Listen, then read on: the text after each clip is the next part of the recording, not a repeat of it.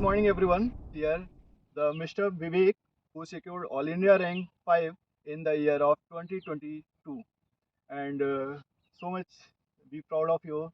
Thank you so much, sir. Congratulations, Vivek. Thank you, sir. Tell me yourself, say some introduction about you.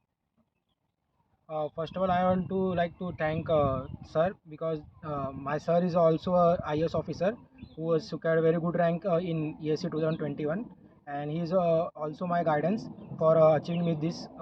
And talking about my introduction, myself is Gupta Vivek Vijayanaran. I have completed my BTech from Veer Mata Jijabai Technological Institute, Mumbai, and I have secured All India rank 5th in this engineering service exam 2022 from the electronics background. ये बताइएगा आपने preparation कब से start किया? Sir मेरा preparation start करने का एकदम फुल फोकस मैंने 2019 में जब मैंने बीटेक अपनी पास आउट की, उसके बाद से मेरी सिस्टर ऑलरेडी प्रिपेयर कर रही थी इंजीनियरिंग सर्विस एग्ज़ाम के लिए, ऑलरेडी वो दिल्ली मेडिसी में आ चुकी थी। फिर उसने ही मुझे ये मोटिवेशन दिया कि विवेक आप भी आ जाओ करके, तो फिर मैं 2019 के बाद मैं एसी का प्रिपरेशन स्टार्ट किया सर। तो आप देख सकते हैं कि यहाँ पर विवेक जी हैं कि बहन आई थी और उनके साथ साथ ये प्रिपरेशन भी किए, और अच्छी बात यह है कि इनकी बहन भी अच्छे है और उन्होंने लेक्चरर में भी अच्छा कुछ मतलब प्रिपरेशन किया और उनका कहीं ना सिलेक्शन हो गया। प्री मेंस और इंटरव्यू के लिए कैसे प्रिपरेशन किया, तो एक एक करके आप बताइएगा कि प्री के लिए आपने क्या स्ट्रेटेजी अपनाई और उसके लिए क्या कहाँ से कोचिंग और क्या क्या टेस्ट सीरीज़ का यूज किया। सर मैं आपको बताना चाहता हूँ कि मैंने सबसे पहले ना मेडीजी की कोचिंग कर रखी थी 2019 में पास आउट होने के बाद। लेकिन तब कोचिंग करने के बाद में मुझे इतना रियलाइज़ नहीं हुआ था कि मतलब कितना सिलेबस है क्या है, तो मुझे पूरा समझने में इतना टाइम हो गया कि मेरा ईएससी 2022 पास आ गया प्रीलिम्स। तो मैंने तो उस टाइम सोचा था कि ठीक है यार इस टाइम नहीं होगा तो, लेकिन क्या हुआ, लेकिन मुझे अब समझ में आ गया, क्योंकि ये एग्ज़ाम के लिए मुझे लगता है कि इस एग्ज़ाम को समझना सबसे बड़ी चीज़ होती है। एग्ज़ाम निकालना तो एक है, लेकिन इसको समझना बहुत बड़ी चीज़ है कि इतना वास्ट चीज़ है। तो फिर मैं 2020 में नहीं हुआ, फिर मैंने 2021 में मैंने सोचा कि इसको अब मुझे, क्योंकि मेरा बेसिक्स मैंने तैयार रख लिया था, और फिर मैंने टेस्ट सीरीज स्टार्ट कर दी थी। और सर मैं टेस्ट सीरीज अभी भी सॉल्व करता था, तो मैं प्रीलियम से मेरा अपने सिस्टर से ये सीखा था कि वो हमेशा रॉन्ग क्वेश्चन को लिखती थी। तो उसने मुझे बताया था कि यार विवेक तुम भी जब भी रॉन्ग होता है क्वेश्चन या जो भूल जा रहे हो, उसके लिए तुम हमेशा एक नोटबुक बना लो और डायरी बना लो जिसमें रॉन्ग क्वेश्चन को लिख लिया करो। और सर सच में बताया जाओ तो उस रॉन्ग क्वेश्चन के लिखने वजह से मुझे 21 के प्रीलिम्स की वजह से इतना बेनिफिट हुआ कि मैं 21 के इंटरव्यू तक पहुंच पाया, और उसी सेम चीज़ ने मुझे 22 में हेल्प की और मेरा 22 भी एग्ज़ाम पास हुआ सर। जी, देखिए इन्होंने 3 बार ईएससी का एग्ज़ाम लिखा था। पहली बार इन्होंने प्री नहीं क्वालीफ़ाई किया था, लेकिन दूसरी बार इन्होंने प्री, मेंस और इंटरव्यू तक क्वालीफ़ाई किया, लेकिन इंटरव्यू में कुछ मार्क्स से ये रुक गए थे। और फिर उसके बाद अभी 2022 में इन्होंने बहुत ही अच्छे रैंक के साथ और बहुत ही शानदार रैंक के साथ टॉप 5 में आ गए और 5th रैंक इनका है, तो इसके लिए बहुत-बहुत बधाई। Thank you sir. और आप ये बताइएगा कि प्री तो हुआ, मेंस के लिए आपने क्या किया? क्या मतलब कहाँ से पढ़ा? पहले मैंने तो सबसे पहले देखा कि प्रीवियस ईयर में कौन-कौन से सब्जेक्ट्स बहुत इंपॉर्टेंट थे। जैसे कि सर हम देखते थे कि नेटवर्क एक ऐसा सब्जेक्ट है कि जिसके मैक्सिमम नंबर हमेशा आते थे, 100 प्लस आते ही आते थे। मतलब इतना समझ में आता है कि ये नेटवर्क अगर हो गया तो समझो आप 100 मार्क्स का कुछ भी करके ले लोगे। उसी तरह एनालॉग का सब्जेक्ट हो गया, और सिमिलरली हम देखा तो यहाँ पे कम्युनिकेशन सब्जेक्ट, ऐसे मैंने कुछ मेन सब्जेक्ट को फोकस किया था सर। और ये फोकस करने से ये होता है कि तुम अपनी स्ट्रैटेजी एकदम अच्छे से समझ लिए, तो बस ये तुम्हारा की था मेंस तो निकालने के लिए। क्या बुक भी फॉलो किया था या सिर्फ नोट्स ही पढ़ा था?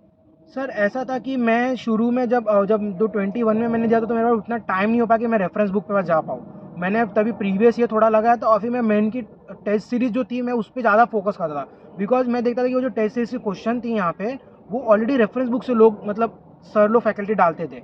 तो मुझे लगा कि अब मैं इतना टाइम नहीं है, तो मेरे को कम टाइम में यूटिलाइज़ करने के लिए मैंने ये बेनिफिट ली थी सर। इसके बाद इंटरव्यू हुआ था, तो आपने इंटरव्यू की स्ट्रेटेजी कैसे अपनाई थी? और लास्ट टाइम आपने इससे पहले भी एक बार इंटरव्यू दिया था, और वहाँ पे क्या कमी रही और कैसे आपने उसको रिज़ॉल्व किया? ये जो 2021 का मेरा इंटरव्यू था सर वो मेरा फर्स्ट इंटरव्यू था। मैं किसी मतलब नेशनल लेवल इंटरव्यू देने गया था। इसके पहले मैंने आज तक कोई इंटरव्यू, इसके पहले ना ही कोई एग्ज़ाम मैंने क्वालिफाई किए थे। तो वो मेरे अंदर एक थोड़ा फियर था, लेकिन वो नहीं होना चाहिए किसी भी कैंडिडेट के, क्योंकि उसको गोल्डन अपॉर्चुनिटी लेके वो सक्सेस होना चाहिए था। बट सर मेरा थोड़ा डर था, और मैं फर्स्ट टाइम गया था इतने लेवल पे, तो मेरा थोड़ा नर्वसनेस था। और सर मेरी एक छोटी सी गलती भी 21 में हो गई थी कि मेरा जो प्रीलियम्स को ओएमआर भरते हैं, तो उसमें सर मेरी फीलिंग गलती हो गई थी। तो मेरे 10 क्वेश्चन जो है मैंने खुद से गलत कर दिए थे, तो मुझे डाउट था कि ये मेरा कहीं न कहीं सिलेक्शन रोकेगा सर। सर और रही 2022 की, तो ऑलरेडी मेरे साथ ये जो हमारे सर बैठे हुए प्रवीण सर, इनसे और ऑलरेडी एक मेरे और एक सर है जिनका नाम प्रवीण सिंह सर है।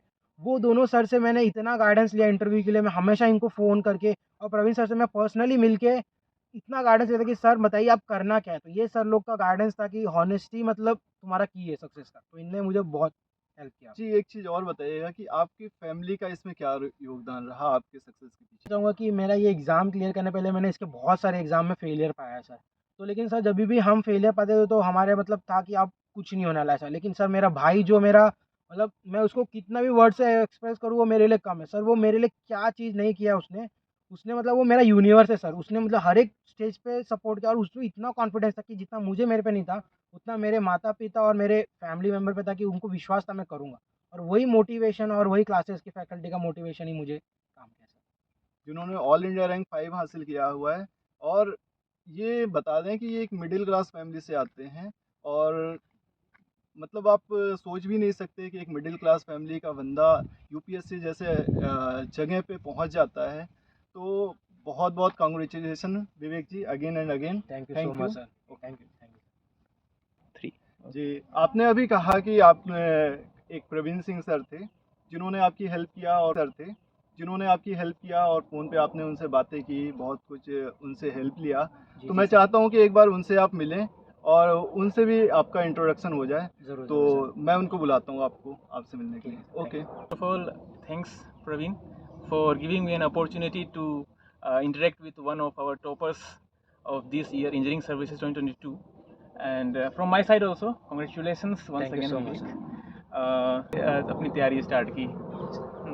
सर ओरिजिनली तो मैं मुंबई से बिलॉन्ग करता हूँ सर, लेकिन मैंने देखा कि मेड इज़ी इतना अच्छा इंस्टीट्यूट है जो कि उसको दिल्ली में फैकल्टी काफ़ी अच्छा आता है। तो फिर मेरी सिस्टर ऑलरेडी कर रही थी, तो उन्होंने ऑलरेडी कोचिंग किया, तो उनका एक्सपीरियंस था कि वो बोली तुम भी आ जाओ। तो फिर मैं दिल्ली के लाडो सर एक एरिया है वहाँ पे मैंने आके अपनी कोचिंग की थी सर। ओके, तो आपका लाडो सराय का एक्सपीरियंस कैसा रहा? मतलब आपने लगभग 2 साल यहाँ गुजारे, तो प्रिपरेशन का माहौल कैसा रहा?